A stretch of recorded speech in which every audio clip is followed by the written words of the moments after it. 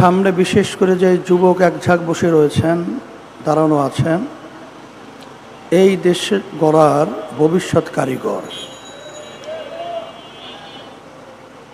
ইন্নাকা লাআলা খুলুকিন আযীম।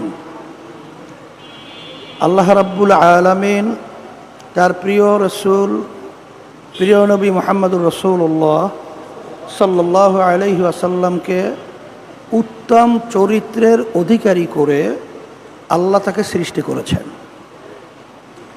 এই জন্যই আব্বাজান রহমাতুল্লাহি আলাইহি সহ আমাদের একটা মৌলিক গুরুত্বপূর্ণ স্লোগান রয়েছে, ভালো নীতি ও ভালো নেতা চাই, এছাড়া জাতি দেশের মুক্তি নাই। ভালো নীতিও লাগবে আর ভালো নেতাও লাগবে। এছাড়া বাস্তবে আমরা যে এই রাজনীতি করি, আমাদের যে লক্ষ্য উদ্দেশ্য, কখনোই এটা বাস্তবায়িত ইতিহাসে দুনিয়া কোনোদিন হয় নাই আর কোনো দিন হবে না।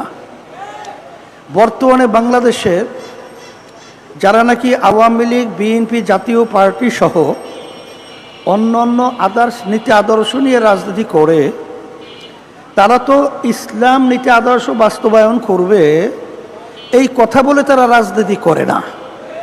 কিন্তু আবার কিছু ইসলামের নামে দল রয়েছে। আমাদের গ্রামে একটা বড় প্রবাদ বাক্য রয়েছে, একেবারে দেখতে কালো, নাম দেশে দলা মেয়া। কিন্তু আসলে দলা মেয়ার সাথে বাস্তবে তার কি মিল আছে? তাই ধলা মেয়া কয়ে যদি কালো মেয়াকে চালানো হয়, তাহলে কালো মেয়া কোনোদিন ধলা মেয়া হয় না।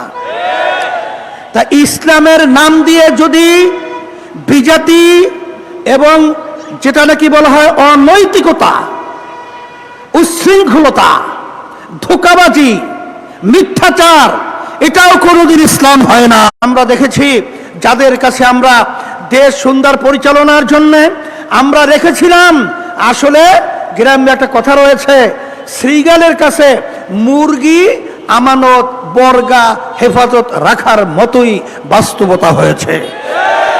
এদেশের কল্যাণ যদি আমরা চাই, এদেশের মুক্তি যদি আমরা চাই, আসেন আমরা ইসলামী নীতি আদর্শ নিয়ে যদি আমরা সামনে অগ্রসর হতে পারি। আর এটা বাস্তবায়নের জন্য সবচেয়ে বড় ভূমিকা পালন করবে আমার যুবকেরা। এই জন্য আমি যুবকদেরকে বলবো, আসো তোমরা আদর্শবান যুবক হও, তোমরা চরিত্রবান যুবক হও। যদি আজকে আদর্শবান এবং চরিত্রবান যুবক হতে পারো, সেদিন বেশি দেরি নয়, এই দেশের মধ্যে সর্বশ্রেণীর পেশার মানুষ দুনিয়াতে শান্তি এবং আখেরাতে মুক্তির পথ তারা দেখতে পাবে।